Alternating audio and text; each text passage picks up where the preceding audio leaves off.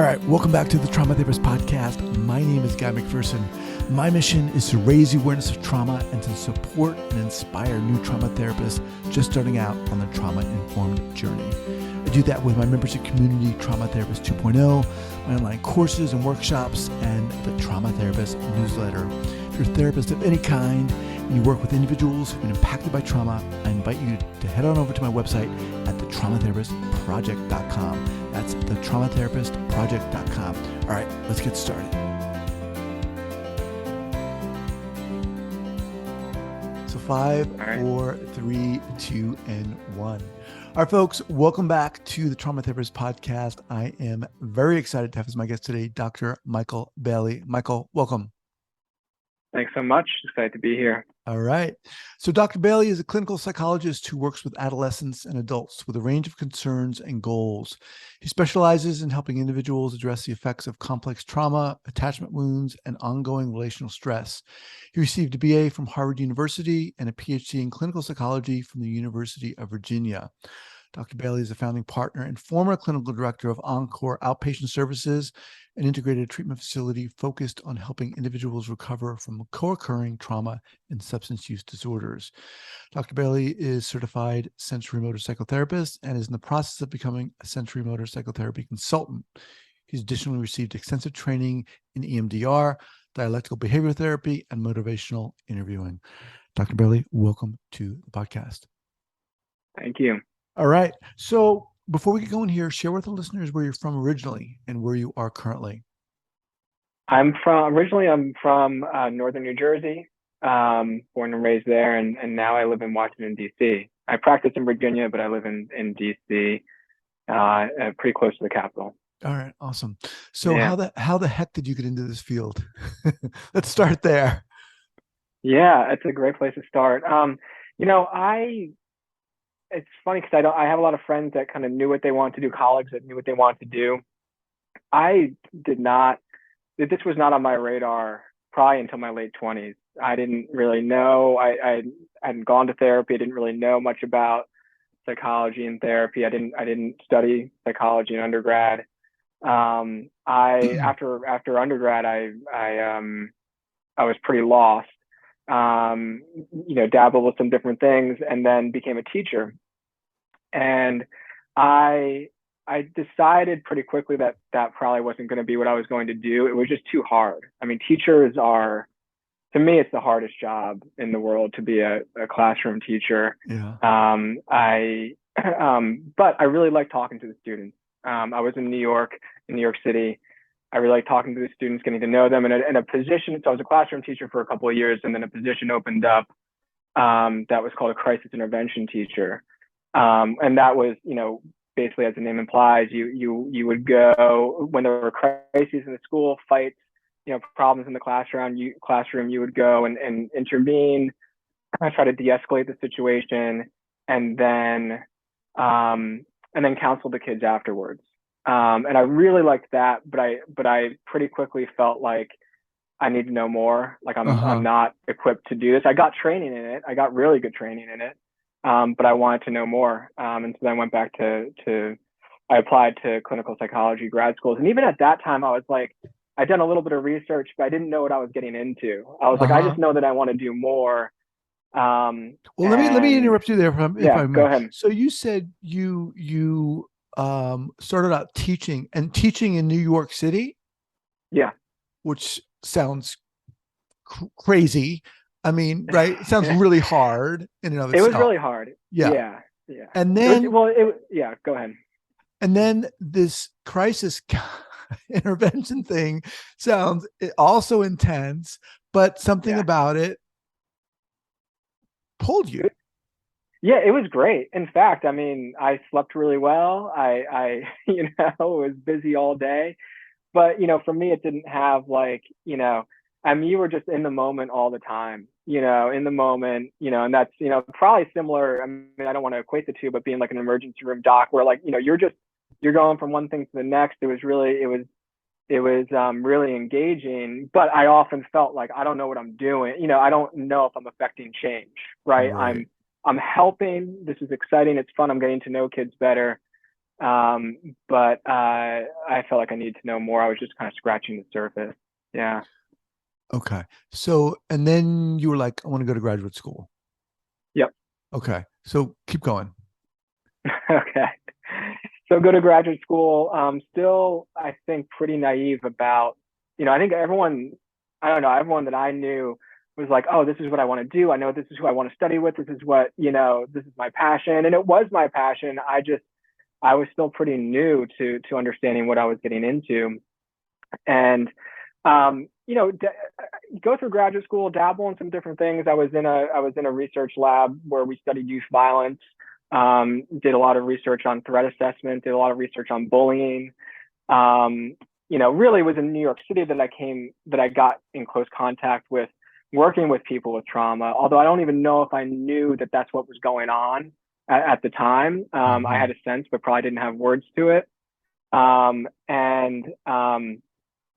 Graduated and still was feeling, got my PhD, had written my dissertation and still was feeling like, I don't know what orientation is me. I don't know, I still don't feel like I've got a roadmap. I had learned lots of different things, but still, and, maybe still do a lot of the time, feel like I know what I'm doing, but this job will do that to you. But I think it wasn't until I had started focusing more on working with people with self-injurious behaviors, suicidality, addictions, and compulsions that I realized that probably trauma, the realm of trauma, attachment issues is probably what I wanted to focus on. Because once you get into that, once you start working with people with addictions or compulsive or self-destructive behaviors, you realize, well, it's all about trauma, right? It's all about, not, and in that world also, it's a lot of, working with people that might carry a diagnosis of maybe borderline personality disorder. And you start connecting the dots and realizing that, there's origin stories that everybody has to the development of some of these adaptations that are just no longer serving them anymore. And I'd gotten really into DBT, which I really liked and still a big fan of DBT, but I still felt like I'm not sure if this is what is a fit for me. That was probably the most helpful training and learning that I had done up until that point. And then I took a trauma certificate course at the trauma center that was developed by Bessel van der Kolk and some of his people. And that's when I first got introduced to sensorimotor psychotherapy at that time. That was probably about 8 years ago now at this point. And that really, knowing that there was this whole other world of things that I had never learned before and that they didn't really talk about in grad school, that I kind of had to speak out for myself. And then I became a clinical director at a substance use treatment facility where a lot of people are coming in with histories of trauma. And at that point, I decided, I think I was at a psychotherapy networker event and they had Sensorimotor had a booth there. And I was like, I got to do this because everything I'd read about it, I was like, this sounds like it's me. It really spoke to me. Why? How?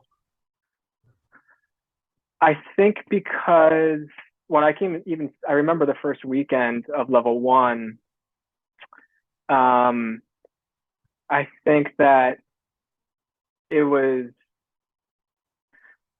the acceptance that I didn't necessarily need to know all the answers. I didn't have to be the authority. The most important part of it was being able to be present.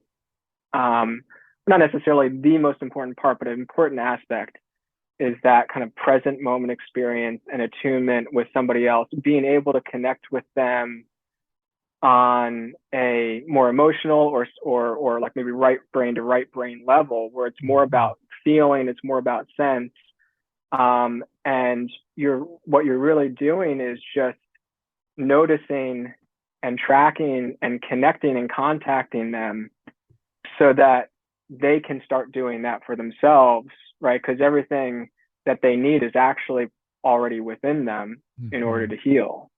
So this sense of oh, I don't need to have like a really smart thing to say. In fact, it's frowned upon to sit and give these like lengthy analyses and insights where like, I'm going to be really smart and you're going to be like, wow, that's really interesting.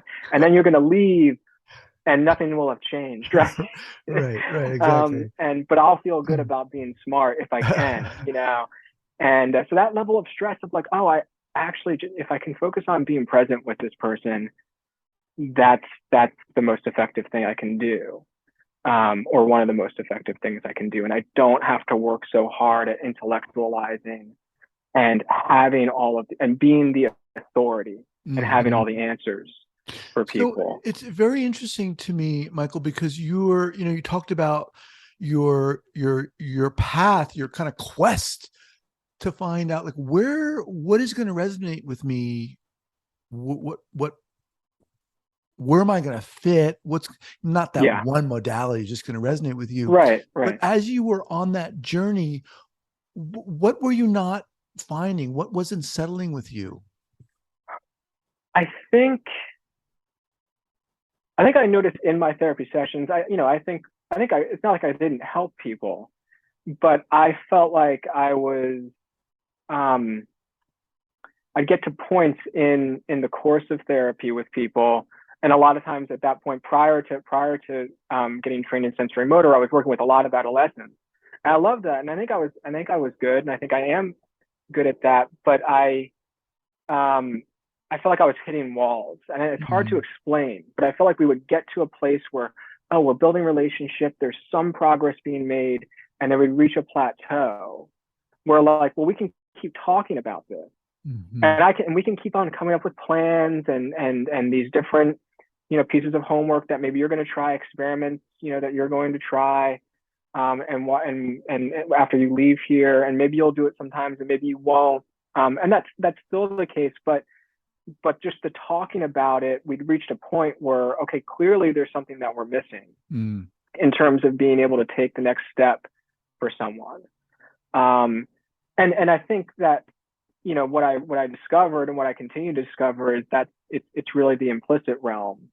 It's really the part of the brain that's nonverbal, right? That holds this old software that adapted to, whether it's one trauma or an environment or a period of development, that, as I think Kikuni Minton would say, like maybe it wasn't just him the first time, but would say it needs updating.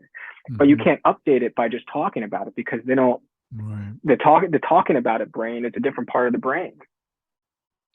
So can you offer an example of how you might integrate, say, that SPI work with an adolescent that maybe you'd hit a wall with? What would that next step be for you then? Oh, what might that's that a good question. Like? I mean, yeah. And I find, for example, recently with some, I've got one adolescent who, I think initially, a lot of adolescents don't want, it's not their choice, right? Even if they're okay with coming, they weren't the one driving that decision to come. Right. Even if they know that they might need some help or have a problem. And that's true for some adults as well. And, who a lot of times it's like experimenting with trying something different, right? They maybe have gone to a different talk therapist and that didn't work. And that's why they didn't want to come to somebody else, just talk to somebody else in a room. And that something different is experimenting with something where maybe we're not talking, right? Where I'm kind of guiding them or directing them. And it's not necessarily guiding like a guided meditation, but it's in the context of, oh, something just happened right here. You looked down and made a face, right? Let's exaggerate that, what just happened, that posture, right? And let's just check out what happened, right? So for a lot of times, I guess the short answer is, hey, let's just experiment with something, right? Where we're going to notice what happens afterwards. And maybe it sticks, maybe it doesn't, maybe you think it's stupid, but I'm not going to sit here and necessarily talk to you and tell you, what to do or what's wrong with you, or here's what needs to happen next for you to get quote unquote better, right? Let's just see about, can we be a different way with one another? And so, that might be exaggerating some type of response. It might be like, hey, you sit in my seat. Let's see how that feels. It might be like, let's go into a different room because I do have access to different rooms here. It could be a number of different things. It could be like, let's just like hang out and like draw together. And lots of other therapists do things like that too outside of sensorimotor. But what I learned was different techniques for helping people to direct their attention and tune into changes so that they can have that like different experiential like knowing of like, oh, this is different. Right. It sounds very creative to me too. Like you were opening up to all these other avenues, like whereas before, maybe you felt like, that proverbial wall was, okay, I've done everything I can do. What do I need to do next? Or right. So I think that's right. Yeah. Very cool. All right. So how did things unfold in terms of your relationship with SPI, your interest in SPI, sensorimotor psychotherapy?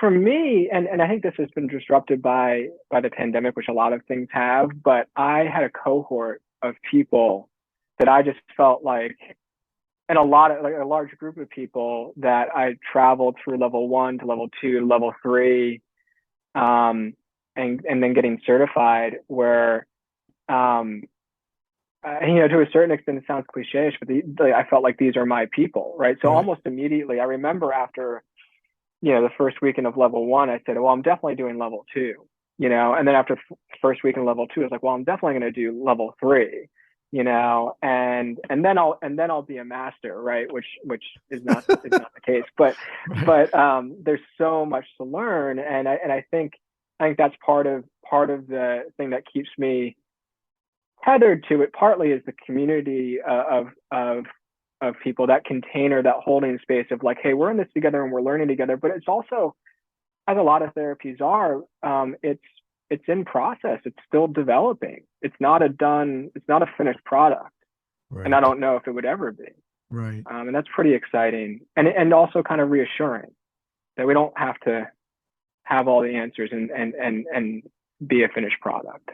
You said you worked with adolescents. You like working with adolescents.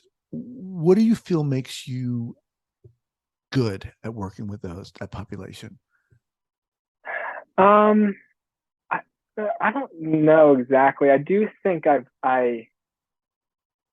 tend to be able to empathize.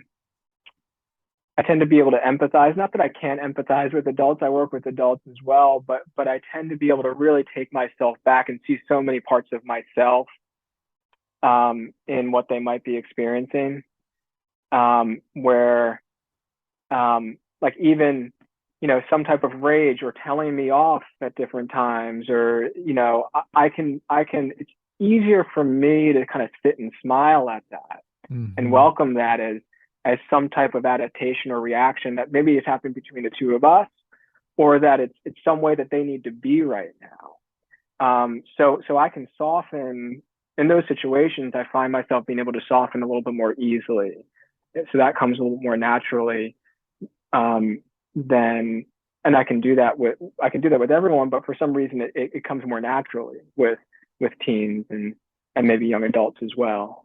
It's interesting to me because you said, when you were working earlier on with like that emergency crisis unit, which required kind of being in the moment, I think adolescence too requires, and not unlike a lot of other populations, but really being in the moment and being able to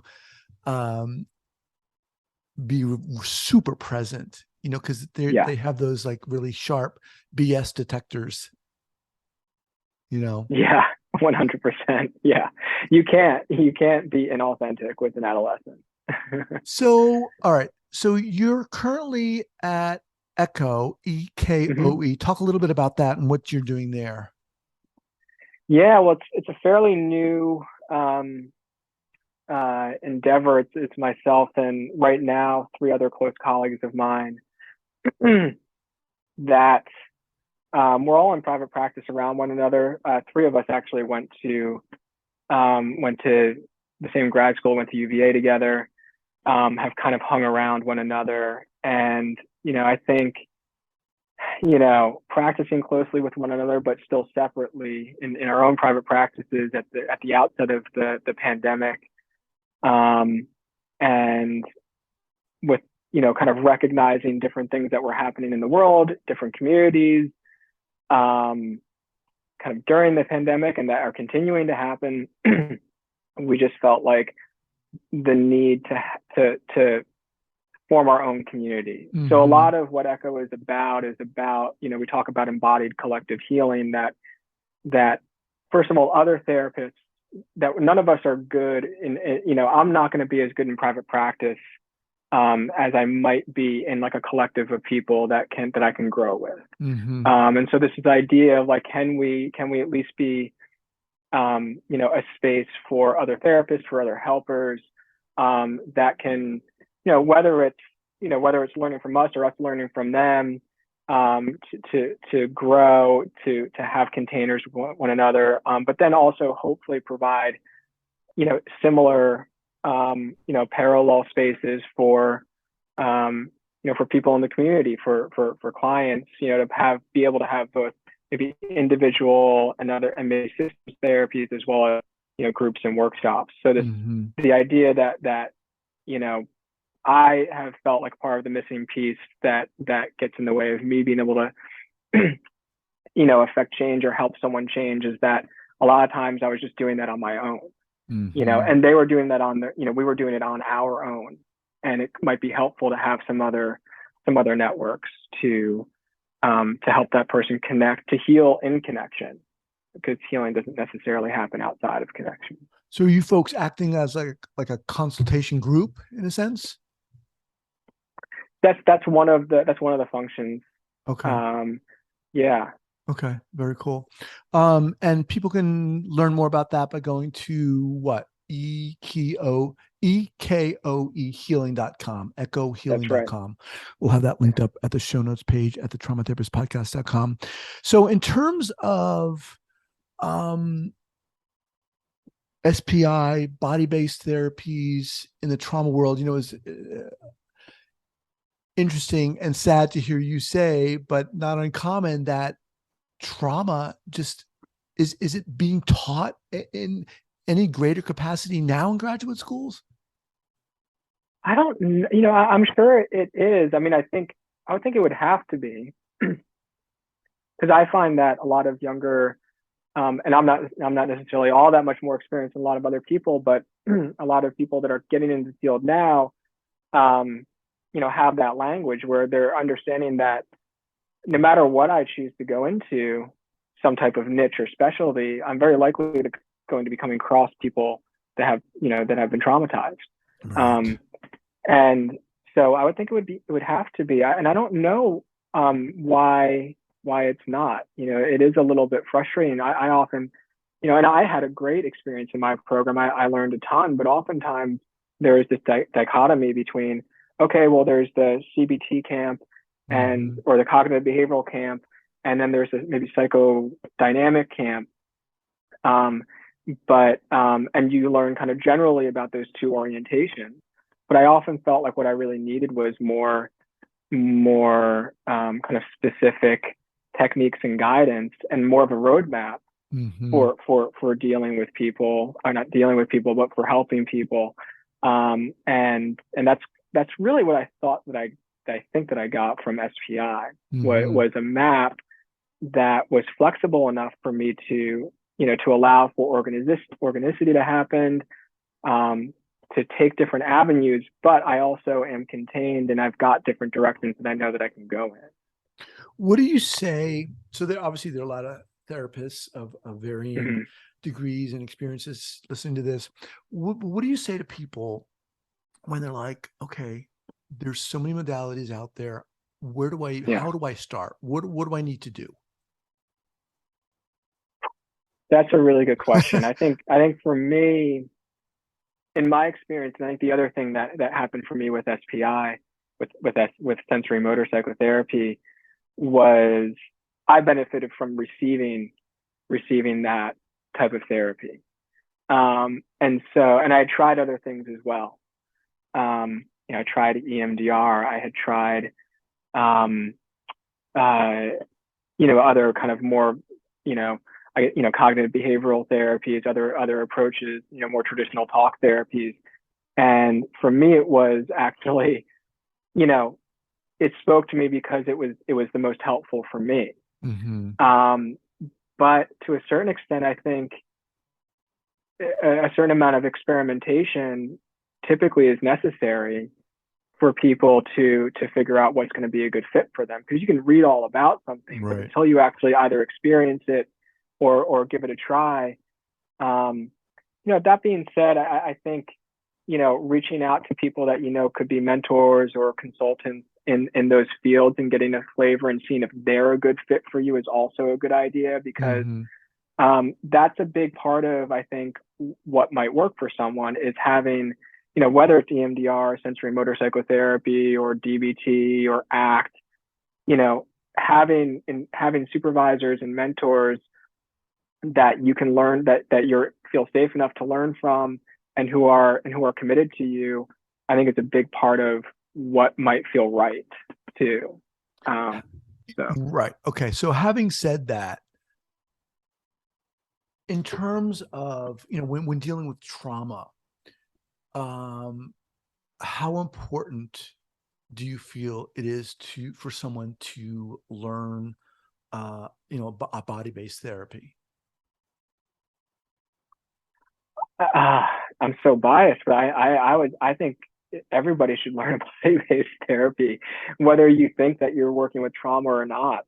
I just found that it allowed me, first of all, to be able to regulate myself in therapy sessions, which I think then helps me regulate other people in that way. So whether we're specifically working with a trauma or traumatic memories or not, me getting more connected to my present moment experience, a lot of times that's being able to kind of sense into my body, feel grounded in my feet, connect to my nervous system in different ways.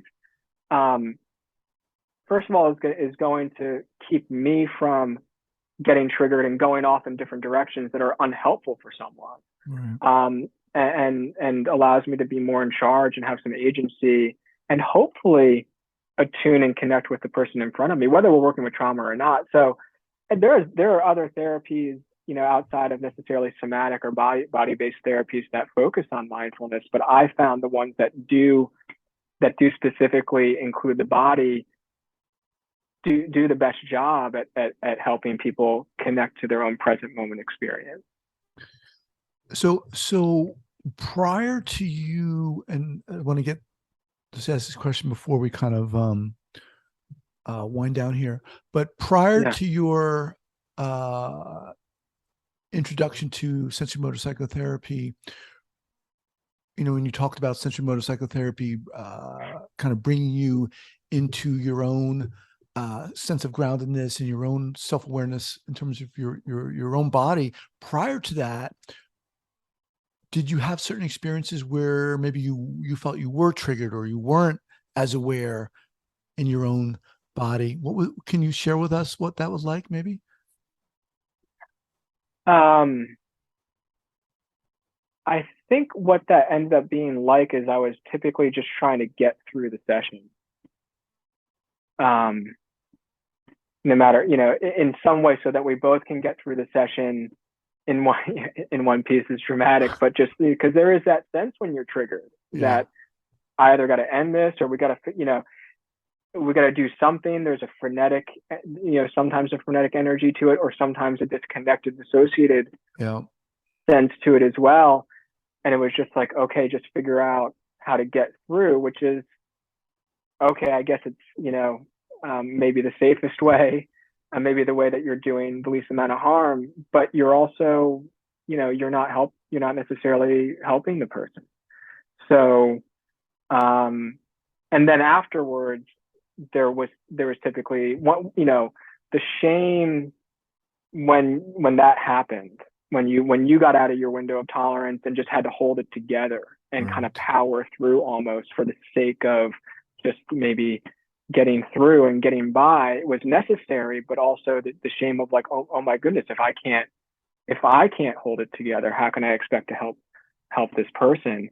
And that took a pretty big toll on just, kind of spiraling after sessions, thinking like, what am I doing? I don't know if I can be in this field. I'm not good enough. All of those things that go through your head, that then the stress, it's so cumulative, and the ripple effects from that are cumulative and very and unhelpful, to growth. So. Appreciate you sharing that. So what is the best way for people to get in contact with you, Michael? My new email, so we'll make sure you have the right one, but drbaly at ekohealing.com. Okay. Is that the best way? drbaly or doctor? Yeah, drbaly. Okay. At ekohealing.com. Got it. All right. And we'll have that linked up at the show notes page at the traumatherapistpodcast.com. Michael Baly, man, thanks so much for being here and sharing your experience. Awesome. Love to have you back at a later time. But thank really you so much. Yeah, I enjoyed it. Thank you. All right, man. Take care. All right. Take care. I want to thank you so much for listening to this podcast, and I want to let you know that I am very excited about my new podcast, The Right Now Project. The Right Now Project is about healing. It's about stepping into our own courage and authenticity and getting started or continuing along our healing process. We're all going through something, whatever it is, in this crazy life we're living. And the Right Now Project is about honoring that, celebrating that, and sharing our stories via the associated membership site. Check us out at therightnowproject.com, therightnowproject.com.